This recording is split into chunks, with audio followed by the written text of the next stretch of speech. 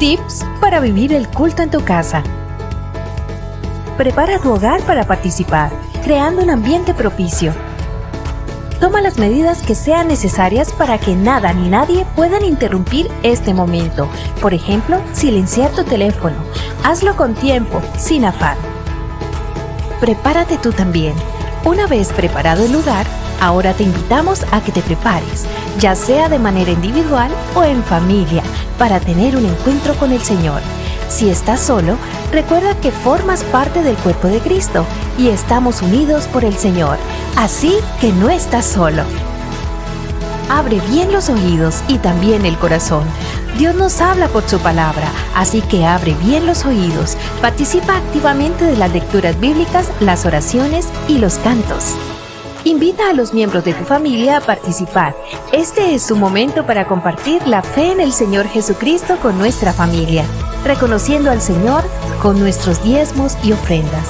Para la entrega de tus diezmos y ofrendas, puedes comunicarte con la iglesia para indicarte cuáles son los canales abiertos para este propósito.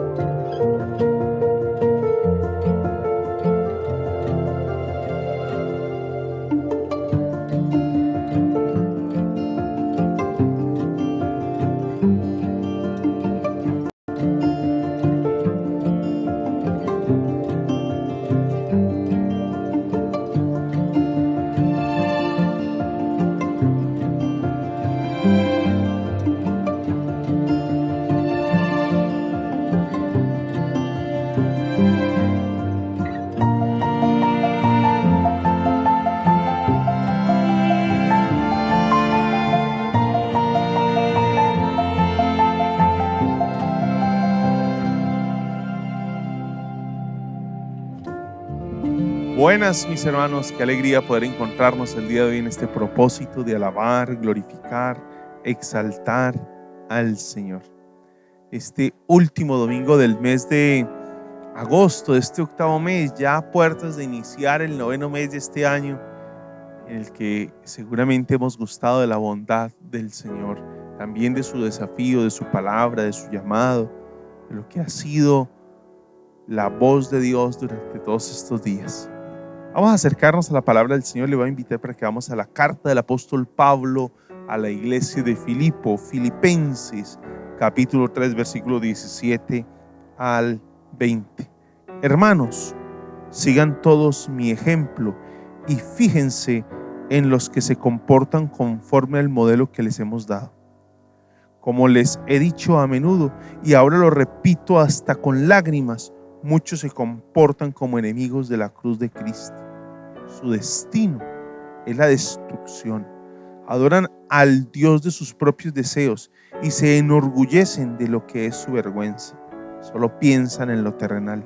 En cambio, nosotros somos ciudadanos de los cielos, de donde anhelamos recibir al Salvador, el Señor Jesucristo. Él transformará nuestro cuerpo miserable para que sea como su cuerpo glorioso, mediante el poder con que somete a sí mismo todas las cosas.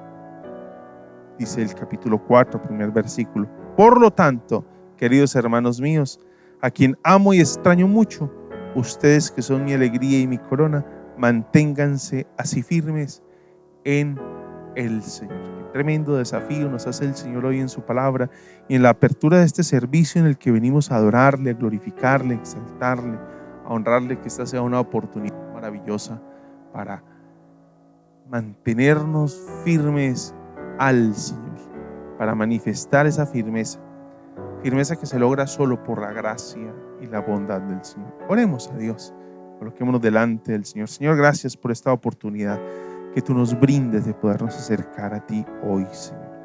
Estamos en tus preciosas manos y rogamos pues que sea tu gracia la que nos sustente, dirija, Señor, en este tiempo en el que queremos darte toda la gloria y toda la honra. Recibe esta expresión de adoración manifestada en los cantos, oraciones, la lectura de la palabra, los diezmos y ofrendas, Señor, la generosidad de compartir el pan con el necesitado.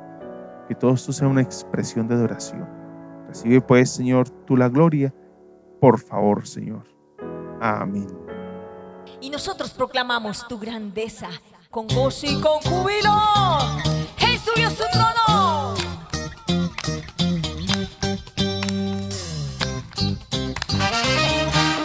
Así es, vamos juntos a celebrar.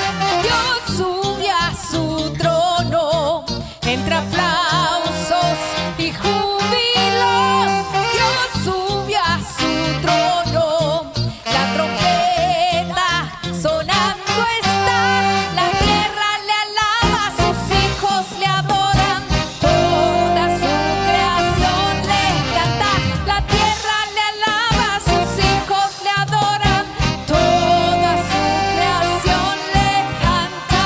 Dios subió a su trono entre aplausos y júbilo. Dios subió a su trono, la trompeta sonando está. La tierra le alaba, sus hijos le adoran, toda su creación le canta. La tierra le alaba, sus hijos le adoran, toda su creación le canta. Eres grande, eres el Señor, y toda la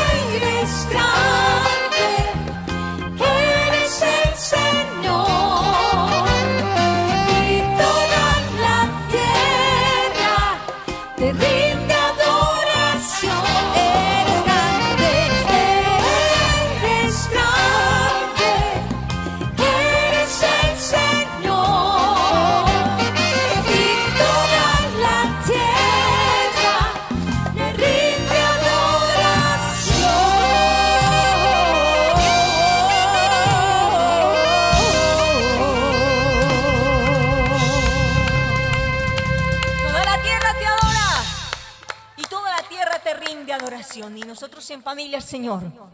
Y así es, adoramos al Rey de Reyes.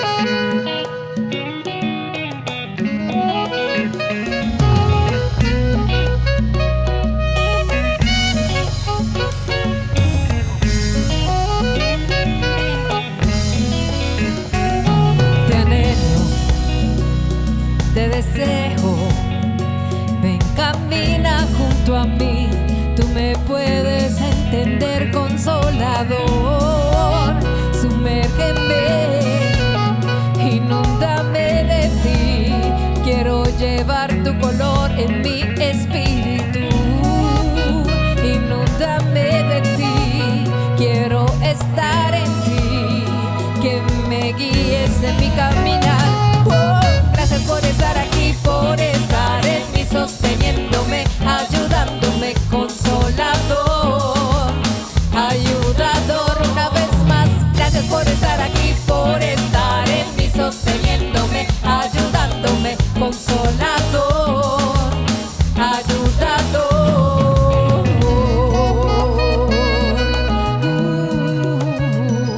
Te anhelo, te deseo, ven, camina junto a mí. Tú me puedes entender, Consolador. Sumérgeme, inúndame de ti. Quiero llevar tu color en mi espíritu. Inúndame de ti, quiero estar en ti. Que me guíes en tu caminar. Oh, gracias por estar aquí, por estar en mí, sosteniéndome, ayudándome, Consolador, ayudador. Una vez más, gracias por estar aquí, por estar en mí, sosteniéndome, ayudándome, Consolador, ayudador. Una vez más, gracias por estar aquí, por estar en mí, sosteniéndome, ayudándome, Consolador, ayudador. Una vez más, gracias por estar aquí, por estar en mí, sosteniéndome, ayudándome, Consolador, ayudador.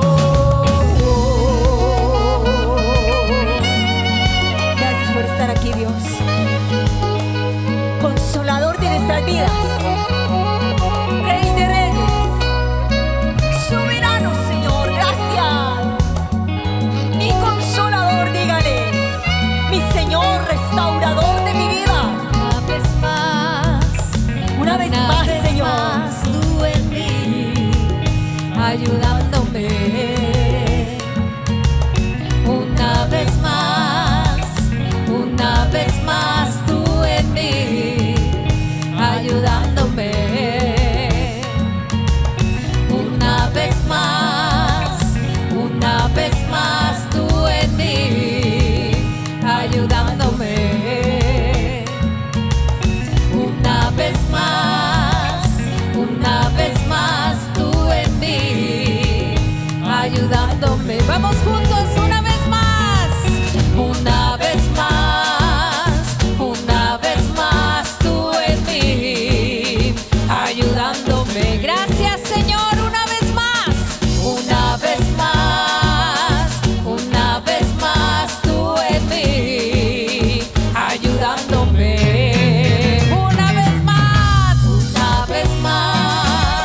Una vez más, tú en mí, ayudándome.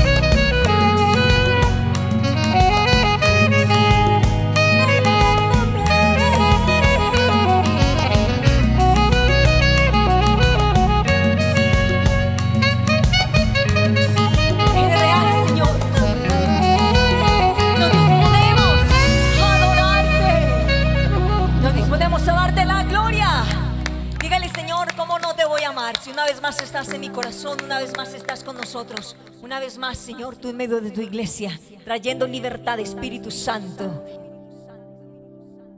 La palabra del Señor en el capítulo 3 de la carta del apóstol Pablo a los Filipenses dice: en cambio, nosotros somos ciudadanos del reino de los cielos, ciudadanos del cielo, de donde anhelamos recibir al Salvador, al Señor Jesucristo. De ese reino nos viene la Constitución, nos vienen las pautas, las directrices, nos viene todas las normas que deben regir nuestra vida. Y dentro de ese llamado del Señor constante en su palabra está ese llamado a reconocerlo, a honrarlo, a alabarlo por lo que Él es, por lo que Él hace, por la forma en cómo actúa permanentemente entre nosotros. Participemos de este momento como una expresión de esa adoración que constantemente se insiste en su palabra.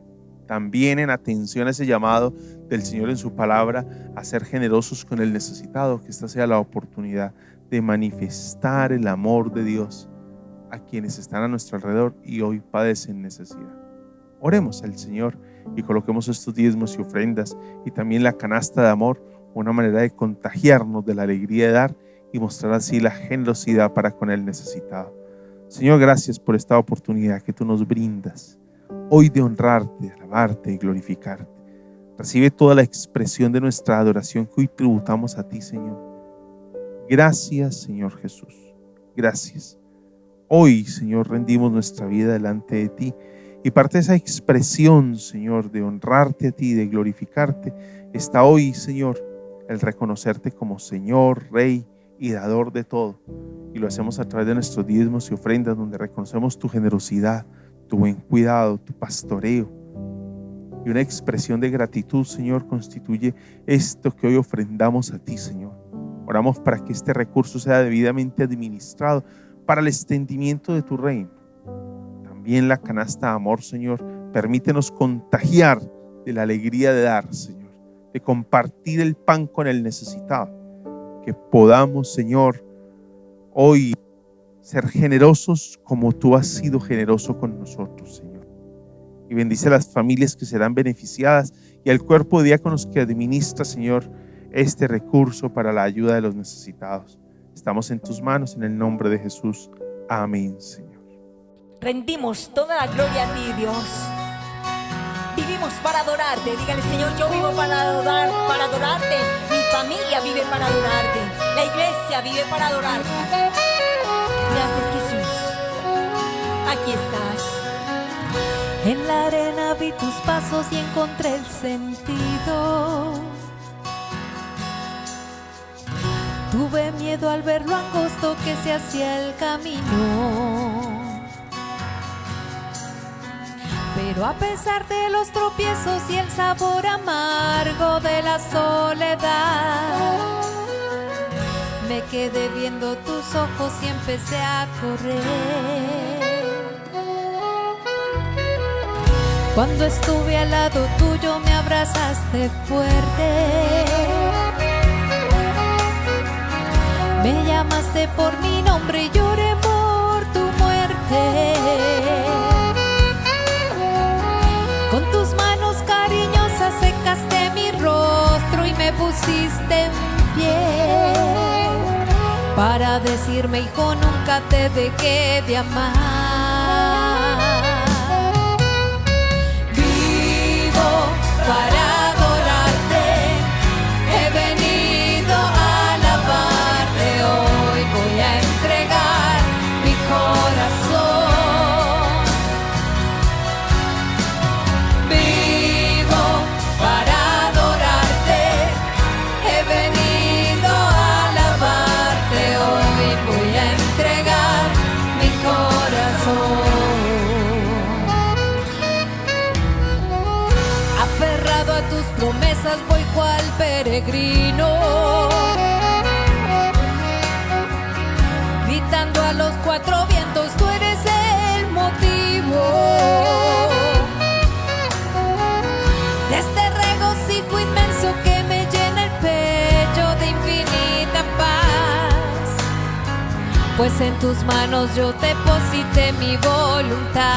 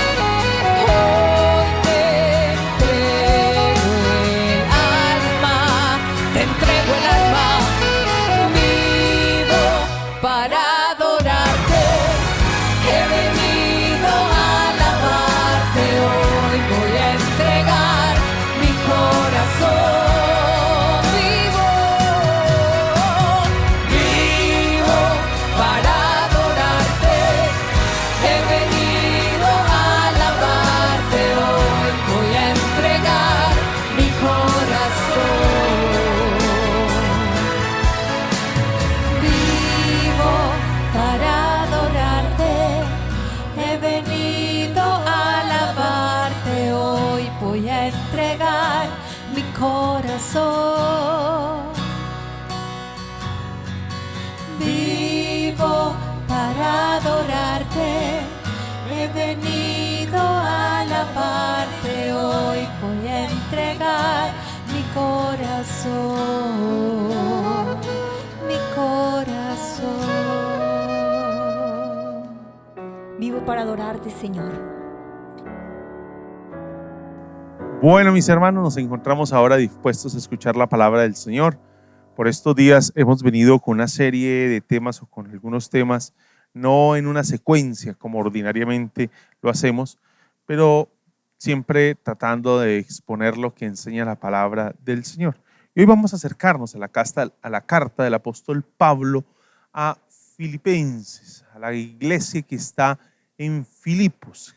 Carta del apóstol Pablo a la iglesia de Filipos, en el capítulo 3, versículo 17, y vamos a extendernos hasta el 4:1, aunque estaré deteniéndome más precisamente en los versículos 17 al 20. Esa es la porción de la escritura donde nos estaremos deteniendo. Ya hemos leído la palabra del Señor desde el comienzo y vamos a pensar qué son los desafíos que nosotros tenemos hoy. Y es que creo que en nuestro tiempo la iglesia se mueve como entre dos tensiones, como entre dos extremos. Por un lado está una rigurosidad extrema en la que estamos constantemente imponiendo una serie de normas a las personas para pretender garantizarles así su esperanza eterna. Un legalismo que resulta a veces exagerado, unas demandas y unas exigencias que son hasta inhumanas, unas exigencias que tenemos desde la fe, desde la vivencia de la fe, con la observancia de ritos, confesión de algunos credos, las prácticas religiosas que se establecen en tantas comunidades religiosas, algunas de ellas totalmente fuera de lo que expresa la palabra del Señor. Entonces, por un lado tenemos ese legalismo extremo que es parte como de esa exigencia, ese imponerle y casi poner a descansar la salvación, o casi no, poner a descansar la salvación en todas unas prácticas, confesiones, expresiones exteriores. Por otro lado, tenemos el libertinaje, también muy característico de nuestro tiempo, en el que se ha enseñado que tenemos la libertad para decidir y que Dios es un Dios de amor, que nos da toda la libertad para poder vivir, para poder disfrutar de la vida, para poder gozar la vida sin ninguna restricción, sin ninguna limitación. Y esto entonces es algo que nos ha llevado a echar por la borda todo lo que se establece en la Escritura como los mandamientos, las normas, los decretos, la palabra del Señor como directriz para la vida. Esas son como las dos tensiones. No son nuevas las tensiones que vive la iglesia hoy, no son nuevas en tanto que siempre han sido esas polaridades en las que la iglesia se ha movido, han sido parte de esa experiencia que la iglesia ha sostenido, esa polaridad entre un fanatismo, un legalismo y por otro lado un libertinaje donde no hay normas, donde nos despojamos de cualquier cosa que tienda a colocarnos un límite. No hay límites para el ser humano hoy, cada uno se impone su límite. No es posible concebir que alguien venga a delimitar, que algo venga a delimitar mi movimiento. Yo soy quien define los límites de mis acciones. Es por eso que quiero volver a retomar una expresión que he venido usando por estos días. Es por eso que hoy se ha vuelto tan popular el concepto del cristianismo autónomo, de un cristianismo autónomo. Y es precisamente de uno de esos dos extremos que creo que el apóstol Pablo, él habla de los dos, pero en esta oportunidad estaremos acercándonos solamente a uno de esos dos extremos. El apóstol Pablo está levantando su voz de alerta, está poniendo una sirena a alto volumen por los riesgos que eso representa para el peregrinar, para la vida, para la fe, para nuestro testimonio cristiano, el riesgo que representa. Y es ahí donde el apóstol Pablo, en ese segundo punto, que es ese libertinaje, ese vivir sin límites, que se ha vuelto tan popular hoy y que ha llevado a pensar que la religión es solamente algo que nos oprime, nos limita, nos estorba y no nos permite disfrutar. Esa es la manera en cómo se concibe el cristianismo, la Biblia, la experiencia religiosa. Y el apóstol Pablo va a hablar de este punto en parte de esta carta y es lo que quiero que toquemos hoy. En el versículo 17 dice: hermanos, sigan todos mi ejemplo y fíjense en los que se comportan conforme al modelo que les hemos dado. El apóstol Pablo, debemos dejar claro, el apóstol Pablo está definiendo claramente que cualquiera de esos dos extremos son un peligro para la fe cristiana, son un peligro. Creo que hoy teniendo presente los dos extremos dentro de la vida práctica religiosa, de la dinámica de la iglesia hoy tenemos un mayor riesgo con el libertinaje, puesto que vivimos en una sociedad que no quiere normas, no está dispuesta a aceptar directrices. Cada uno es ley para sí mismo, cada uno determina lo que es válido y no es válido. En esa apreciación de lo que vive la iglesia hoy es que quiero hablarles y creo que el apóstol Pablo nos está diciendo. Y es que el apóstol Pablo, en contraste con esos libertinos que andan viviendo de cualquier manera, el apóstol Pablo va a ponerse, y no solo él, sino a otros, los va a poner como un ejemplo de una vida cristiana genuina. Eso puede sonar como pretencioso, pero es lo que el apóstol Pablo está diciendo y ya nos vamos a dar cuenta de algo. Y él va a ponerse como un ejemplo, y esto no nos está describiendo una persona orgullosa, vanidosa, que pretende imponerse como mejor que otros. Creo que no es lo que el texto pretende decirnos, ¿sí? No es lo que el Señor, inspirando a Pablo, nos quiere comunicar, que Él es mejor que otros. No.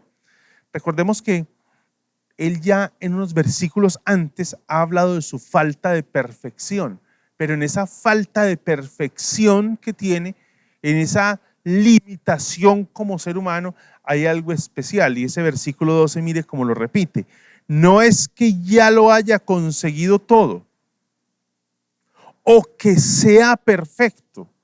Si se da cuenta, no es que estamos diciendo que Él es el estándar, Él es el prototipo de cristiano. No, Él no. El modelo, hacia quien nosotros caminamos es Cristo. Y Pablo lo que está haciendo es, en medio de esa condición humana, él dice: yo estoy tratando de peregrinar hacia Cristo y estoy luchando por caminar hacia Cristo, y ya lo está diciendo, no es que ya lo haya conseguido todo o que sea perfecto, sin embargo, sigo adelante esperando alcanzar una finalidad. No ha llegado, es un fin que él tiene, alcanzar aquello para lo cual Cristo Jesús me alcanzó a mí. O sea, ¿quién es Él el que pone el proyecto y traza el límite y nos pone el objetivo? Es Cristo Jesús. El apóstol Pablo no es el objetivo, no es la meta. Él lo que nos está enseñando es que desde su condición de ser humano, pecador, Él se nos pone como modelo en tanto que es una persona que batalla y está peregrinando a alcanzar aquello para lo cual Cristo lo alcanzó a Él. Versículo 3. Hermanos, no pienso que yo mismo lo haya logrado ya.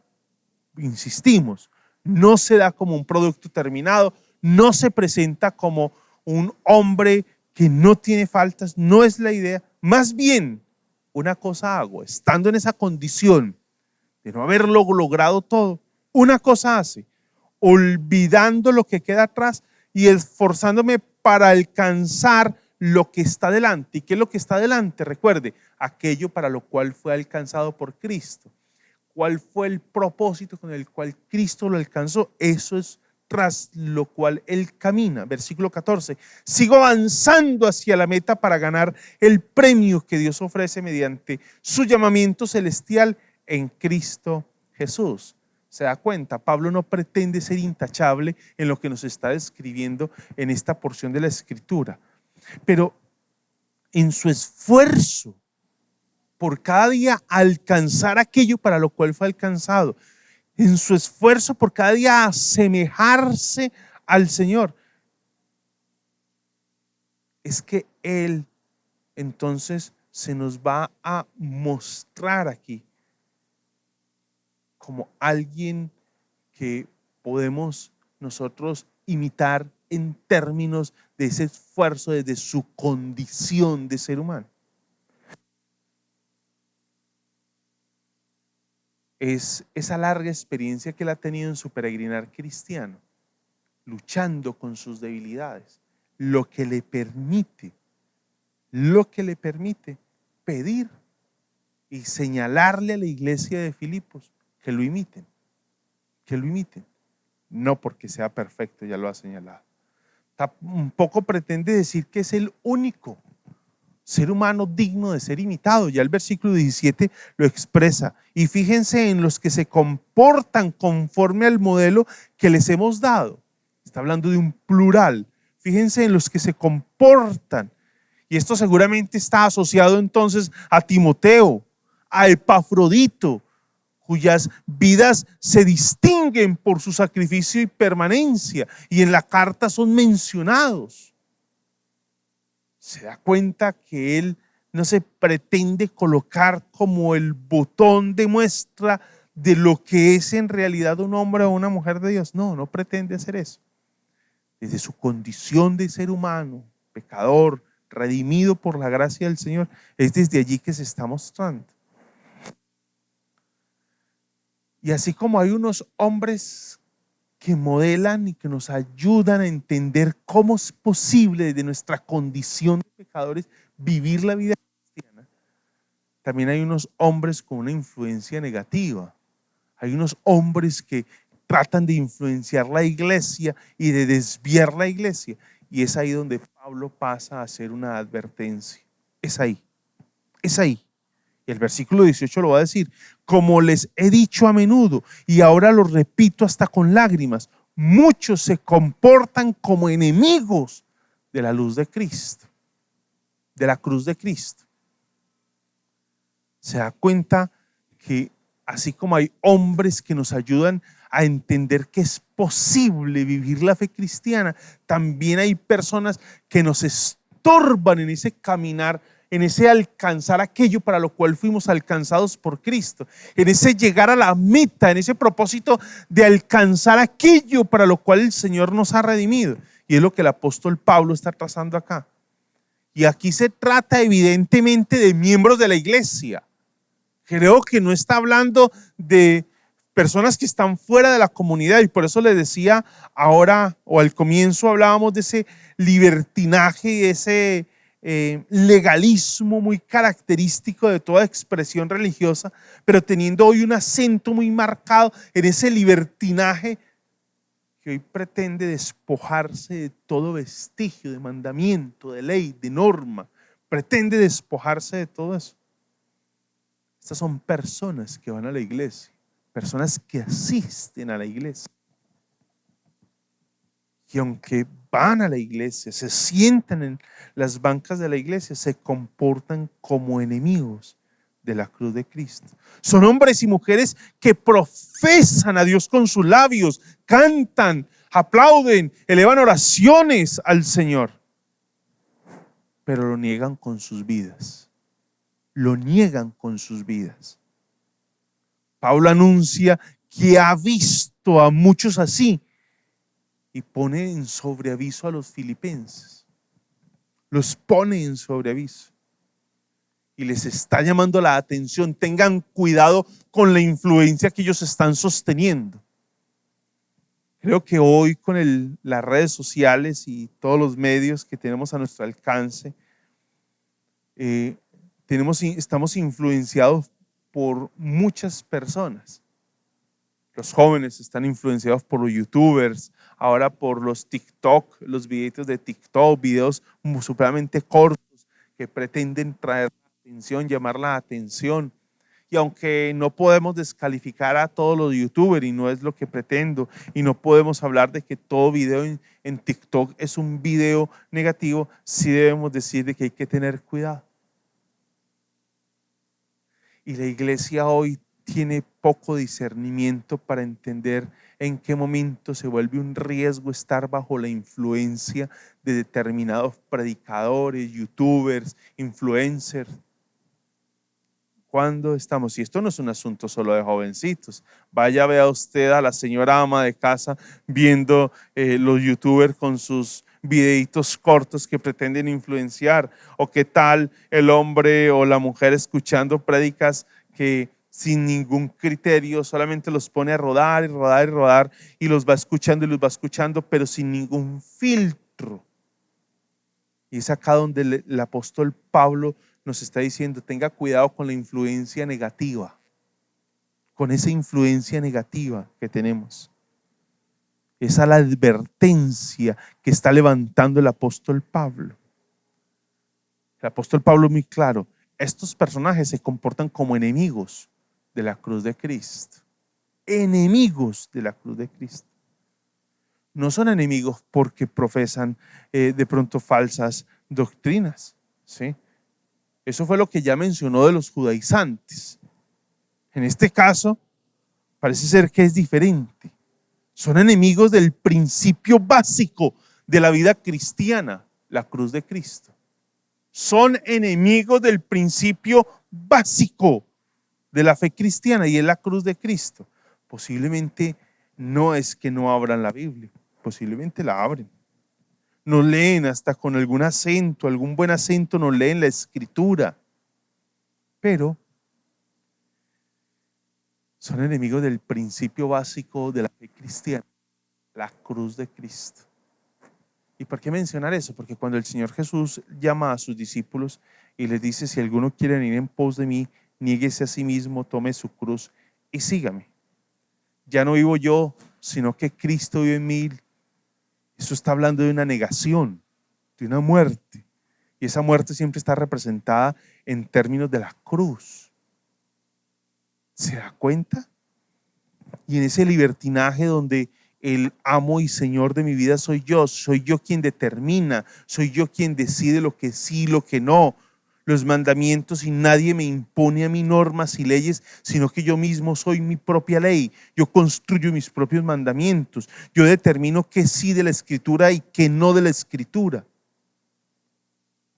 Hay algunas cosas de la Biblia que no nos convencen mucho, entonces esas páginas decimos: no, es que eso corresponde al primer siglo, eso no corresponde al siglo XXI.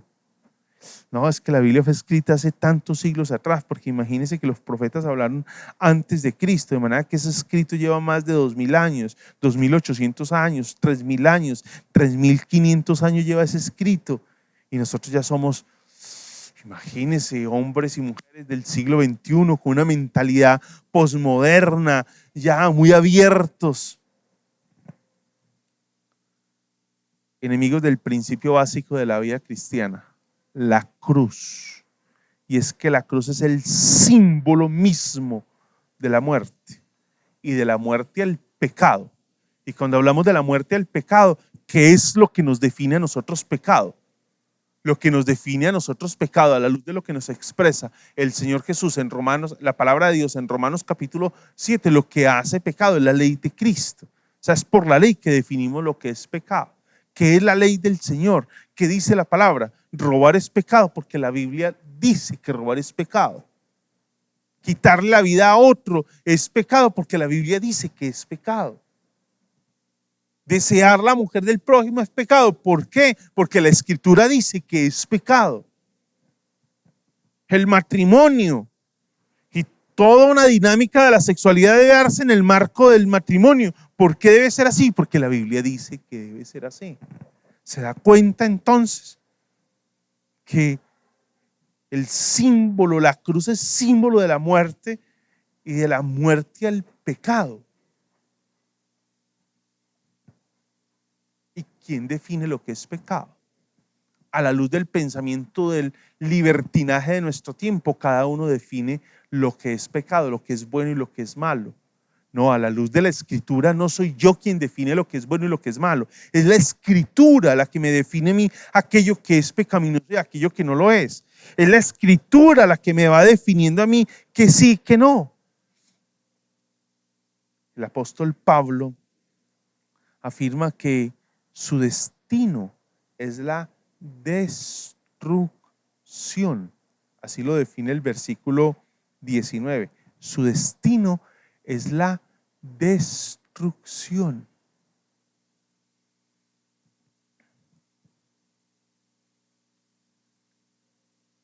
Eso nos coloca de cara a algo, y es, en verdad, si alguien conoce al Señor, y parte de esa evidencia de conocer al Señor es que efectivamente, si ustedes me aman, obedecerán mis mandamientos. Juan capítulo 15. Primera de Juan nos va a hablar de que el amor de Dios no practica el pecado como algo premeditado. No, es algo con lo que se lucha. El apóstol Pablo nos ha dicho, no que sea perfecto, pero procuro. Entonces está hablando de una lucha, de sostener una lucha que logra vencerse por esa gracia de Dios, esa misericordia de Dios que nos va sustentando. La característica de estos enemigos de la cruz, como lo está mencionando el apóstol Pablo ahí en ese versículo 18, la característica de esos enemigos de la cruz están descritas en los versículos como él va narrando. Y es que él va a decir que adoran al Dios de sus propios deseos. Adoran al Dios de sus propios deseos. Versículo 19. Adoran al Dios de sus propios deseos. Literalmente la expresión es, su Dios es el estómago. Y no está hablando de la gula exclusivamente. No, está hablando de que su Dios es la satisfacción. Es la satisfacción de toda necesidad del cuerpo. ¿Se ha puesto a pensar usted en lo que significa esa expresión a la luz de lo que hoy estamos viviendo? Hoy que tenemos todo un culto al cuerpo. Hoy que le tenemos todo un culto al cuerpo. Y el texto nos está diciendo que su Dios es el estómago, para darnos a entender que su prioridad es la satisfacción de todos sus deseos. De todos sus deseos.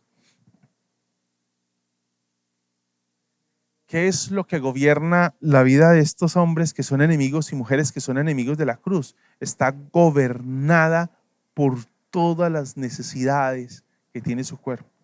Necesidades no solo de comida, sino también sexuales, con un libertinaje tal, desenfrenados en la satisfacción y el consumo de todo lo que físicamente les pueda producir una satisfacción. Lo increíble es que entre más consumen, menos se sacian. Nos volvemos adictos en esa búsqueda de querer saciar y no encontramos en realidad algo que pueda satisfacer la vida, la necesidad. Volvemos a la reflexión que hacíamos esta semana en Juan capítulo 6. Y usted recordará que Juan capítulo 6 es un texto bien especial porque el Señor Jesús está desafiando a los seguidores. Y los seguidores han venido detrás de él a buscarlo. A él ha alimentado al principio del capítulo 6 de Juan, ha alimentado a 5,000. Y entonces las personas, luego de que llega la noche, Jesús va con sus discípulos, hay un acontecimiento allí de Jesús camina sobre el agua, que ustedes pueden leerlo en el texto. Y la gente comienza a buscarlo al día siguiente. Y la gente lo está buscando Y dice, ciertamente les aseguro que ustedes me buscan no porque han visto señales, sino porque comieron pan hasta llenarse. Trabajen, pero no por la comida que es perecedera, sino por la que permanece para vida eterna, la cual les dará el Hijo del Hombre les dará. Ha puesto Dios el Padre, en este ha puesto Dios el Padre su sello de aprobación. ¿Qué tal lo que le está diciendo? O sea, Él les está llamando a que busquen en realidad lo que puede satisfacer. Y más adelante dice, ciertamente les aseguro que no fue Moisés quien les dio a ustedes pan del cielo, afirmó Jesús. El que da el verdadero pan del cielo es mi Padre. El pan de Dios es el que baja del cielo y da vida al mundo. Señor, danos de ese pan. Yo soy el pan de vida. El que a mí viene nunca pasará hambre. El que en mí cree nunca más volverá a tener sed. Y algo particular de todas las adicciones es que entre más se busca satisfacer los deseos de la carne, más insatisfechos estamos. Y por eso hablamos hoy de adicciones. Esos enemigos de la cruz, su Dios es el vientre, es la satisfacción de sus necesidades físicas.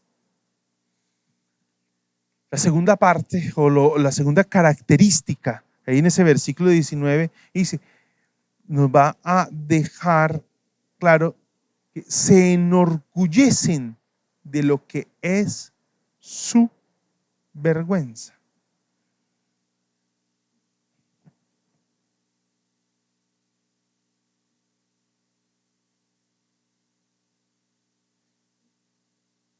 La gente se siente feliz, se siente realizada. No están realizados, no están en realidad felices, pero sienten que han alcanzado la felicidad. Y es una felicidad tan efímera, tan pasajera, tan momentánea, pero a ellos los lleva a sentirse orgullosos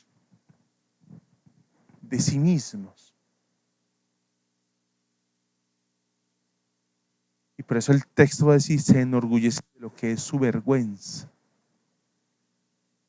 Y debería avergonzarlos porque recuerde que ellos están haciendo caso omiso de lo que Dios dice en su palabra. Porque son enemigos de la cruz. Para ellos la cruz no cuenta. Para ellos la cruz no es la pauta de la vida cristiana. No es la pauta, no marca la cadencia de la vida cristiana. Para la Escritura sí. El versículo 19 continúa afirmando, solo piensan en lo terrenal, en aquello que es pasajero, efímero, temporal. No es trascendental su pensamiento. Y el versículo 20 va a plantear un contraste entre ese versículo 19 y ese versículo 20. Y por eso es que dice, en cambio, como un contraste, en cambio. Y va a poner algo claro. Y mire acá el tema importante. Dice, en cambio, nosotros somos ciudadanos del cielo. Yo les decía que esas personas enemigas de la cruz, a la luz de lo que está planteando el texto, parece ser que van a la iglesia. Pero a la luz de lo que está nombrando y diciendo el Señor, la Escritura acá, parece ser que no son vistos como ciudadanos del reino. Van a la iglesia, participan de la iglesia, posiblemente hasta sirven en la iglesia, pero al parecer no son ciudadanos del reino de los cielos. Y por eso va a trazar un contraste entre ellos y nosotros. Dice el versículo 20, nosotros, dice el apóstol Pablo, somos ciudadanos del cielo, de donde anhelamos recibir al Salvador, el Señor Jesucristo. ¿Qué es lo que determina el caminar del ciudadano del reino? Si no es su deseo, si no es su vientre, no es su estómago, no es la alimentación de esas necesidades físicas, si no está en esa búsqueda, esa satisfacción de lo terrenal, ¿qué es lo que determina el caminar? Al no ser enemigo de la cruz, entonces es la cruz lo que comienza a determinar ese peregrinar. Y dice, en cambio, nosotros los ciudadanos del reino anhelamos recibir al Salvador, el Señor Jesucristo. El caminar está determinado por la constitución que rige a los ciudadanos del reino de los cielos, al ciudadano del cielo. Cuando pensamos en esto del ciudadano del reino del cielo, siempre viene a mi mente lo que el Señor Jesús le dice a los oyentes del sermón de la montaña, un precioso sermón, que a propósito, ese sermón o esas bienaventuranzas que son la manera de introducir, están enmarcados de la siguiente forma: dichosos los pobres en espíritu, porque el reino de los cielos les pertenece. Es la primera bienaventuranza.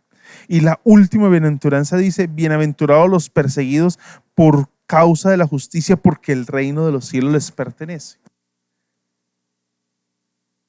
O sea, el reino de los cielos le pertenece a hombres y mujeres que se reconocen como pobres, escasos, limitados. Y no está hablando de una cuestión económica.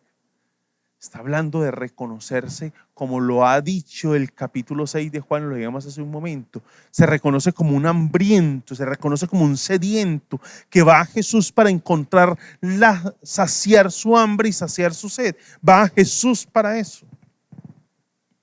Y en esa necesidad es donde se reconoce, en esa actitud, es donde se reconoce ese ciudadano del reino. Tiene hambre del Señor. Y esa hambre del Señor entonces da cuenta de su condición de pobreza, de limitación,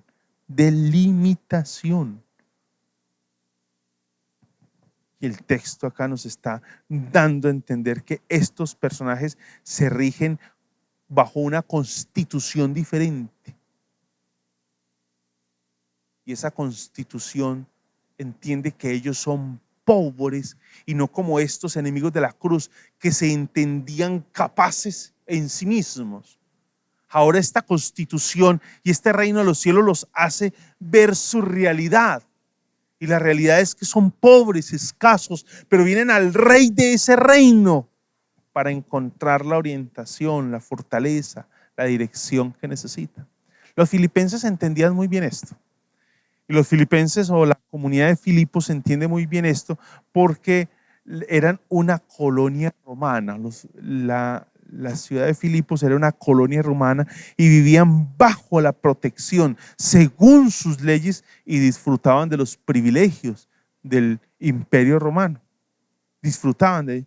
Al ser una colonia romana debían pagar impuestos al emperador, dar culto, someterse sin reparo alguno. O sea, al ser colonia debían hacer eso.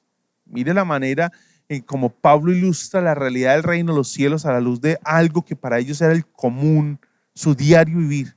Ahora Pablo les dice, son ciudadanos de los cielos.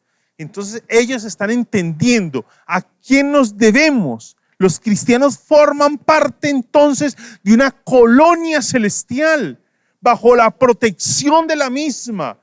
Sus nombres ahora figuran en el registro de ciudadanos de ese reino de los cielos. Y es así como a ella le deben su fidelidad, le deben el sometimiento a sus leyes. Y ahora es la constitución de ese reino lo que debe regir su conducta, no como los enemigos de la cruz, que no están guiados bajo la legislación del reino de los cielos, sino que están guiados ellos por su vientre, por las necesidades que ellos mismos desde su condición pecaminosa presentan. Están guiados por lo terrenal, por las sensaciones, están dirigidos. El reino de los cielos es alguien que conoce la constitución y rige su vida y su conducta por esa constitución del reino. Nosotros como colombianos tenemos una constitución que debemos cumplir, pero como ciudadanos del reino tenemos una constitución también que debemos cumplir. Y es una constitución diferente a la constitución colombiana. ¿En qué se diferencian? En que la constitución del reino es absoluta. La constitución del reino de este gobierno, de esta nación en la cual vivimos es relativa. Y es relativa en tanto que se limita a esta realidad, a este tiempo, pero también es relativa en tanto que hay una ley que se sobrepone sobre ella, y es la ley de Cristo. Es por eso que si una norma constitucional en Colombia llega a oponerse a una norma del reino de los cielos, no estamos obligados como cristianos a someternos a esa norma. Es la constitución del reino de los cielos a la que nosotros le debemos la lealtad. Es a la que le debemos toda nuestra lealtad. La lealtad a la constitución colombiana siempre será relativa. En tanto esa constitución de Colombia esté alineada con esa voluntad de Dios, entonces estamos nosotros obligados a cumplirla. Cuando Roma sometió a Filipos, le impuso sus normas y le demandó sujeción. Nosotros, al ser ciudadanos del reino de los cielos, hoy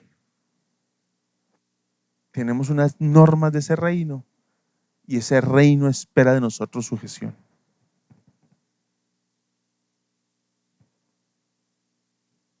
Si hay una ciudadanía, es lo que está diciendo el texto, somos ciudadanos del cielo, de donde anhelamos recibir al Salvador, el Señor Jesucristo. Somos ciudadanos.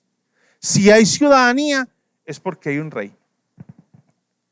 Y esto implica un rey, un señor que reclama lealtad absoluta por encima de cualquier persona o cosa. Es una lealtad absoluta en este peregrinar, no allá una vez muramos, no, en este peregrinar. Pertenecer al reino significa que se relativizan los lazos que nos unen a una nación en esta vida, y se relativiza toda constitución terrenal. La veracidad de todas estas normas, costumbres o leyes, la veracidad y la obligatoriedad para nosotros pasan a depender del código celestial que hoy rige a los ciudadanos del reino de los cielos. Hoy vivimos, quizá no como parte de la constitución colombiana, no, pero sí hablemos de esas normas que rigen las relaciones hoy en nuestras comunidades, y son las relaciones del ojo por ojo y diente por diente. No es algo que esté en la constitución de nuestra nación, pero sí es algo que rige nuestras relaciones hoy y que se vuelve un principio de vida. Hoy es posible que las prácticas sociales, culturales, ideológicas, políticas,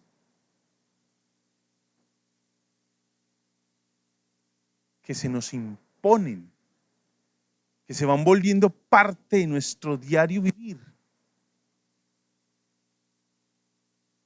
esas normas, esas pautas de vida, esos valores que se nos van imponiendo, ahora requieren ser revisados a la luz de la Constitución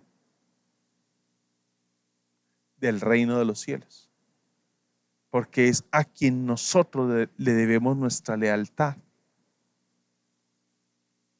Por ejemplo, el ojo por ojo, diente por diente. Por ejemplo, la corrupción que se vuelve un patrón. Es que si otros lo hacen, yo lo hago. Se da cuenta cómo se va volviendo una norma. Es posible que no sea algo que rige desde la Constitución colombiana, pero sí es una práctica y unos valores que vamos heredando a las generaciones posteriores. La corrupción es que si fulano es corrupto, entonces yo también, porque no me voy a dejar.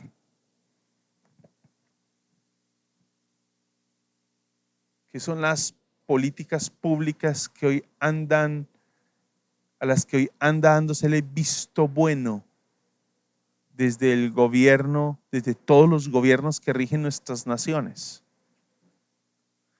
¿Qué es lo que hoy se aprueba dentro de nuestras congregaciones, dentro de nuestras directrices? ¿Cuáles son las directrices que hoy rigen la vida de la iglesia? ¿Son estas guiadas por la Constitución del reino de los cielos? Nos encontramos en un mundo que pertenece a otro Señor y nosotros estamos a la espera del Señor Jesucristo. Ser parte del reino de los cielos nos hace extranjeros, peregrinos en este mundo. Vamos camino a la patria celestial. Este reino tiene su propia ley, su propio código civil es mucho más exigente. Ese código civil del reino de los cielos es mucho más exigente que las leyes humanas. No es tan liviano. El código civil que rige nuestra nación colombiana se queda corto frente a las exigencias del código civil. El código penal se queda corto frente a las exigencias del código del reino de los cielos.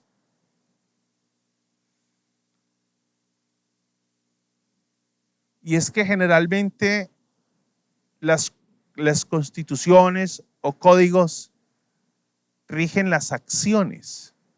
Es tan exigente el código del reino de los cielos que no solo pretende regir las acciones, sino las intenciones del corazón. Es tan exigente. No solo rige el acto de no agredir al otro, rige lo que hay en el corazón hacia ese prójimo. ¿Se da cuenta lo exigente que es? Eso hace que las leyes de nuestro país, las costumbres de nuestra región o familia, en muchas oportunidades no resultan aceptables para el reino de los cielos. ¿Qué prácticas hay hoy a nivel familiar, social y aún eclesial que van en contra de esa constitución? Esto implica un cambio de orientación hacia el mundo en el cual nos encontramos. Un cambio de orientación. Y es por eso que el apóstol Pablo le invita, llama, desafía a la iglesia. En ese capítulo 4, versículo 1, por tanto, queridos hermanos míos, a quienes amo y extraño mucho, ustedes que son mi alegría y mi corona, manténganse así firmes en el Señor. ¿Quién está rigiendo nuestra vida hoy? ¿Qué constitución la rige? ¿Mi constitución? ¿Lo rigen unas prácticas sociales? ¿Lo rigen unas prácticas o unas normas políticas? ¿O lo rige la constitución del reino de los cielos? ¿Qué está rigiendo nuestra vida hoy? Le invito para que incline su rostro y oremos al Señor. Señor, gracias por tu palabra y el desafío que representa para nosotros. Gracias, Señor, por el llamado que nos haces.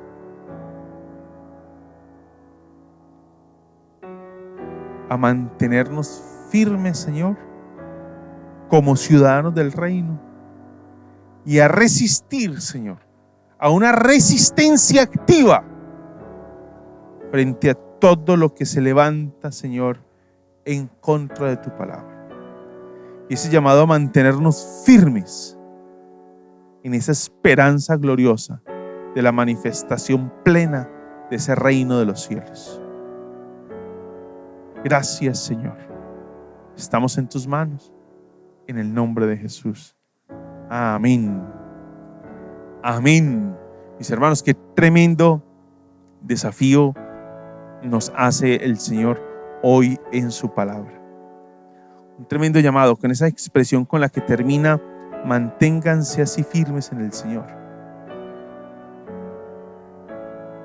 ¿Qué es lo que hoy? ¿Cuáles son esas leyes, costumbres de nuestra región, familia y aún eclesiales, personales, que no resultan aceptables hoy para el ciudadano del reino de los cielos? Esa debe ser nuestra meditación hoy, a la luz de la palabra del Señor. Mi anhelo es que podamos seguir creciendo, poder compartir y seguir peregrinando en este camino hacia el Señor. Que Dios nos ayude. Recuerde, vamos a compartir un café, y compartiendo ese café seguimos hablando de lo que ha sido el llamado del Señor para todos nosotros. Un abrazo y bendiciones. Dios sube a su trono, entre aplausos y júbilo. Dios sube a su trono, la trompeta sonando está. La tierra le alaba, sus hijos le adoran, toda su creación le canta. La tierra le alaba, sus hijos le adoran, toda su creación le canta. Dios subió a su trono, entre aplausos y júbilo. Dios subió a su trono, la trompeta sonando en la tierra. Le alaba, sus hijos le adoran, toda su creación le canta. La tierra le alaba, sus hijos le adoran, toda su creación le canta. Él es grande,